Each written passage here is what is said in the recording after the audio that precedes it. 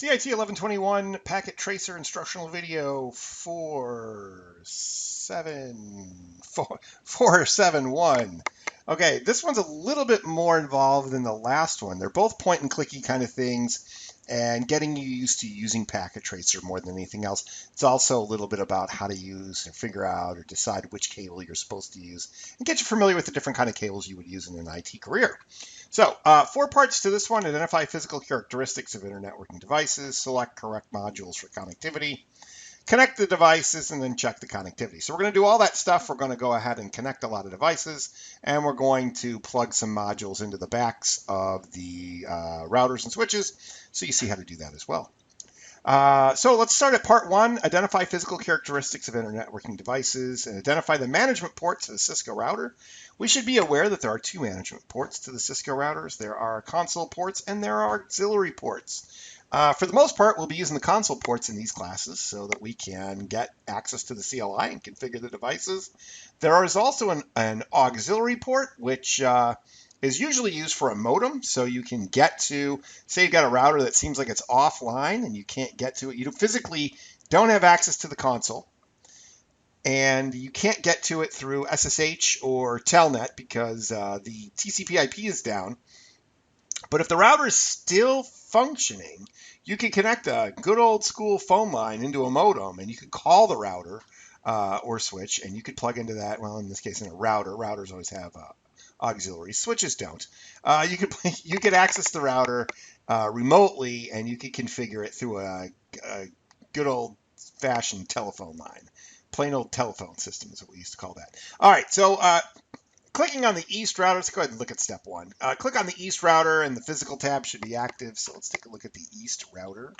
And physical tab is active, and you can see that there's a couple of things posted in here. It says zoom in and expand to see what's going on. So we'll do a little zooming in. You can only zoom in so far. First thing I want you to notice, this should be slot. It should say slot there. It's HWIC is maybe what it says, but usually it says slot, something like slot. Anyway, we can get a better look at this, and you can see the different locations that you have space that you can add other devices. And there is a device in what I'm going to call slot 0 here. There's a device posted there, and this is an HWIC card. This is an HWIC 2T card. Which is a dual smart serial card. We use these in the classroom, and one day when we get back in there, you'll be able to look at these and you'll see, oh yeah, that's for serial connections, which is a nice simulated WAN link for router to router. The other ports that you have there, you have your auxiliary port. We just talked about that. Usually set for a modem for last hope communication to your device. Console, if you're there direct. And the console actually, a lot of times, will have 2 different ports. There'll be an RJ45 and there'll also be a USB that you can connect to. They'll both work. So you can use either one of those. And you have 2 Ethernet links here. Both of them, if you can read and I know it's really small. I don't have a method to zoom in deeper, but G0/0, G0/1. 0/0 would be over on the far right-hand side. It always starts from the right to the left. So your numbers systems are backwards, right? So your zeros are always furthest to the right, and then your ones would be after that. The reason these are G0/0 and 0/1 is this particular router has one back plane, right? Some routers are what are called cabinet routers. And the cabinet routers, you can put all kinds of different what they call cards or blades into those, and each one, depending where it's at, would get a backplane location. Now, on these solid statey, more smaller routers, the small office, home office routers, they have only one backplane, so that is backplane 0, not backplane 1. So the reason that these are numbered G0/0 and G0/1 is the first 0 stands for the backplane 0, and then interface G0/0 is backplane 0, interface 0, first interface, and then the other one is G0/1, which is backplane 0, interface 2, which gets the number 1. I know it's a little confusing. Hopefully it will come together. It comes together for most people. Usually after you keep plugging stuff into the wrong places and you start looking at the little labels a little closer, things start to come together a little bit better. So that's a long and short explanation of what's going on in the back of a router. So we've finished really what are the management ports, and we're right down here now, which WAN and LAN interfaces are available. And we've talked about that. So there's two WAN interfaces for the serial. There's two management, and then there's two LAN, the gigabit Ethernets, right? Now, does that mean that what if I get gigabit Ethernet or Metro Ethernet or something that's Ethernet into my building from my internet service provider? Can I not use one of the gig ports? No, you totally can. So even though we call the gig ports, the G ports, LAN, they can be used for whatever. It doesn't really matter. It doesn't really matter. All right, cool. Okay, so that's a little bit about that. Let's go ahead and take a look at the CLI now. And I've tried to make this a little bigger than in previous videos, and I've changed the colors so that's easier, hopefully, to read. I did get some comments that were like, it's too small, it's too blurry. I'm working on that. So if you still hate it, just keep letting me know. Okay. All right. So let's look at a couple commands. One of my favorite commands is show IP interface brief. That's going to show us all the interfaces that are used for data on the device, and it's going to also tell us what state they're in. So show IP int brief, and there's the data-based interfaces, G0/0, G0/1, serial 000, and serial 001. Okay, so there at this point, the protocol is in a down state for all of them. The status is in an up state for the Ethernets, but a down state for protocol. What does this mean? Let's go a little deeper into this. In most cases, status means if you're in an up state, it means that the interface is ready for communication, mainly from a physical sense. Is there a cable plugged into it? Is the light interface, is the light indicator on the interface glowing? And if the answer is yes, you're usually in an up state. If it's not, the answer is probably it's either shut down or it's in a down state, and you've either got to plug something into it or you need to do a no shutdown on the interface. As far as protocol goes, protocol says this. Basically, protocol could say layer 2 status, right? So can the interface read layer 2 frame headers? Yes or no? Yes, then we're in an up state. No, then we're in a down state. It's really that simple. So protocol is, are we getting anything from our neighbors? And if so, can we translate it into something that's useful? And that's what protocol is set for. Okay, good. All right, let's go to step E. Step E says show interface G0/0. So let's do that. Show int G0/0. And it gives us some basic information. I think the main thing that they say is, hey, well, what's the bandwidth on this? And the bandwidth is 1 million K, which is 1,000 M. So we commonly refer to that as gig speed, right? So that's the set bandwidth of a gig Ethernet. Shocking. Gig Ethernet set bandwidth is set to gig Ethernet, set to 1,000 megabits per second. If we look at the serial interface, it's going to be a little less. So show int S0/0/0. And in this one, let's look at the bandwidth here. The bandwidth is 1,044, whereas we had 1 million in that position before. So we are working at a really, really slow speed. So that's 1.544 megabits per second. That's the default speed for a serial interface. And it is the speed of what is a T1 line from days gone by. Some places still use T1 lines, but that's what we use for our default WAN style connection, 1544. In 11.23, we'll get into changing these bandwidth commands so they are accurate, so your routing protocols that use these values can accurately figure out what the cost is from one destination, from one location to another. In the meantime, we're not going to change these, so don't worry about doing that. Okay. All right. So that's that default bandwidth check. I just did the note for you as well. And step 2 says identify module expansion slots. So how many expansion slots are there? So we went into the CLI and we're going to go right back out of it. Let's go back to physical.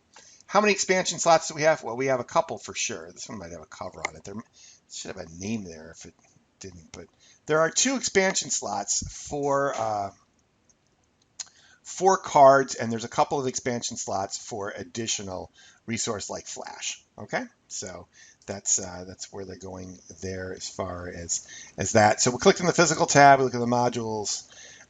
You want to connect PCs 1, 2, and 3 to the East router. Do you have? But you don't have the necessary funds to purchase another switch. And you just happen to, which would cost even more, really, is purchasing the Cisco card that you would need to plug that in. So if we look at the HWIC for ESW, this card should go into this slot, is what they're telling us now, so that we can increase the number of Ethernet interfaces that we have. So we're basically going to take a switch and plug it right into this particular router, this HWIC for ESW, ESW Ethernet switch. Okay, 4. Guess how many ports there are? Good job. So that's where they're going to with that. Now, when we go to plug this thing in, I'm going to do it incorrectly at first. All you got to do is hover it over the empty space and release, and it says I can't do that while the power is on. So what we have to do is turn the power off. So I just turn the power off, and then we grab the card, and then we plug the card in, and then we turn it back on. Do I need to install drivers after this? No, there's no drivers to install. It's Cisco to Cisco. Your operating system will pick it up on the restart. So it will become available in the device. Hey, let's take a look. So we had just put in show IP/INT brief here. We had G00, G01, serial 000001. Let's do it again. Let's do it again down here, and let's see if anything else shows up.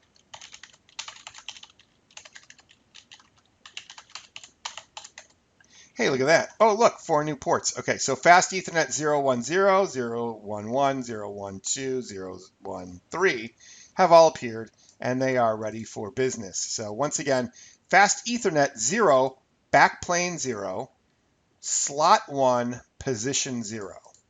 Fast Ethernet 011, backplane 0, slot 1, position 1, so on and so forth. You get the basic idea. There's a logic behind these, and you need to know how that works, because sometimes you're just going to be able to look at the back of the panel and then figure out which interface is which. Okay, so that is something that we just did. So we need to configure or connect PCs 1, 2, and 3 to the East router, but we don't have the necessary funds. How many hosts can we connect using this module? 4. Click on switch 2. Which module can you insert? So we're going to insert another module to provide gigabit optical connection to switch 3. So let's move over to that. So close this guy. And we got switch 3 here. We'll take a look at that. And switch 3 says that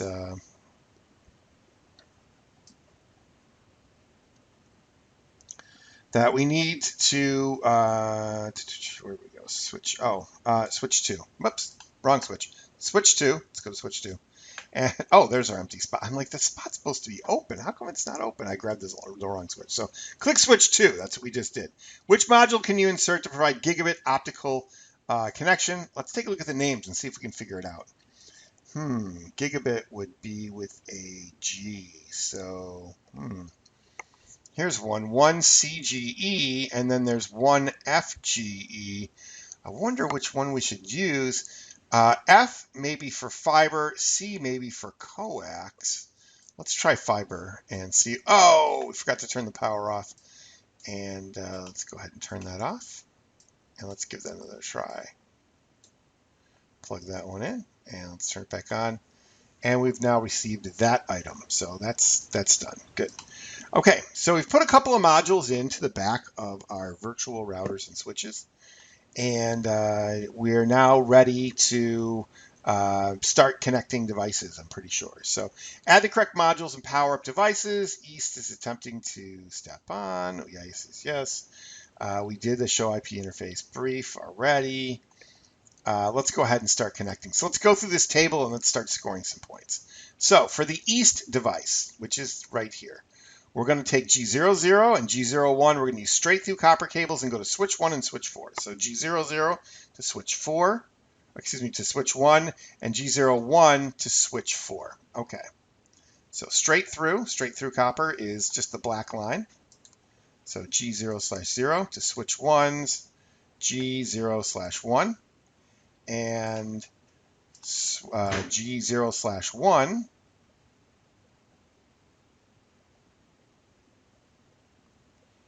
I grabbed the, let's fix that one. My bad, hang on. All right, let's go back to this.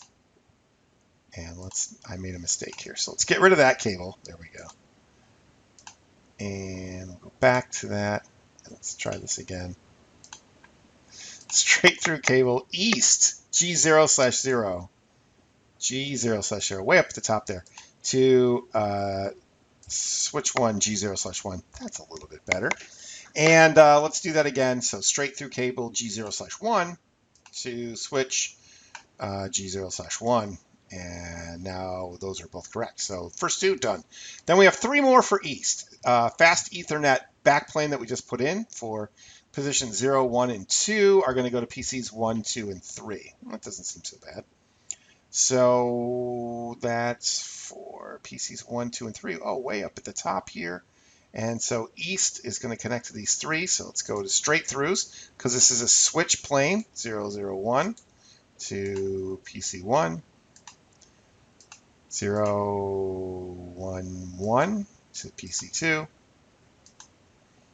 and 0, 1, 2 to PC 3. And those are all done, and that's it for east. All right, switch 1. Switch 1 has 3 interfaces that we're going to configure. Fast Ethernet 0, 1, 0, 2, and 0, 3. Okay, so switch 1 right here. And those are going to connect to PCs 4, 5, and 6. Once again, switch on one side, PC on the other. That's a straight through cable. So switch 1 here. So that's Fast Ethernet 0/1 to PC 4. Fast Ethernet 0/2 to PC 5, and Fast Ethernet 0/3 to PC 6, and those are all done. So that gets us through all the switches. We're now on switch 4. On switch 4, we're only going to make one connection back to switch 3, I believe. So switch 4, G0/2, copper crossover to switch 3, 3.1. Okay, so whenever we connect a switch to a switch, or we have no switches, we're going to use a crossover cable. Once again, AutoMDX will usually figure this out for you, but every once in a while, the equipment is old enough that it will not. So that goes to 3.1, and that is connected. So straight through crossovers, you do need to know the difference. I know that a lot, like I said, a lot of the equipment will figure it out for you. They're like, you just typed in the wrong thing. No big deal.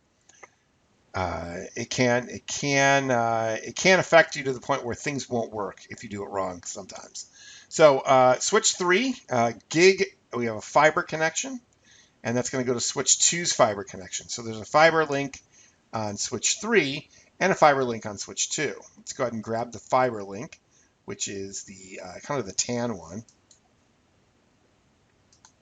And we'll take the fiber for 5/1, and we're going to connect it to 5/1 on this one. There we go, and that's connected. That's pretty good. And let's go to switch 2. Switch 2 is going to complete the process here.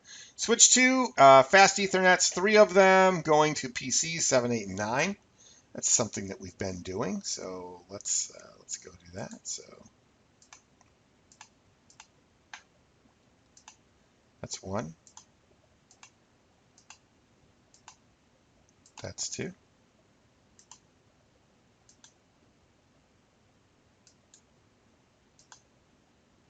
And that's 3. That's good. And switch to gigabit 3-1 to access point. So we want to connect this access point to this switch. We're going to use the gig port here, and we'll go to to the access point. So that's going to be straight through gig 3-1 down to access point, 0.0. Perfect. We're in pretty good shape. We got 96 points out of 100, or 96%. We have one more item to do. On the east router, back to the east router, we're going to take serial 000 as the DCE side, more on that in another day, to the west router serial 000. Not too bad. Okay, so when they talk about the DCE side just means that that's the side that's going to get the clock. There is a clock rate command that needs to be set up to synchronize serial interfaces. Nothing to worry about on that, but just click on the serial with the clock and put it on the interface that they tell you, which is serial 000, and we'll go to west serial 000, and that takes care of the rest. So not too bad. You can go ahead and click and connect, and you can walk through part 4 on your own. As far as I'm concerned, we scored all the points. So see you in, I think we take a break from packet tracers until about module 8 or 9. So I'll see you then.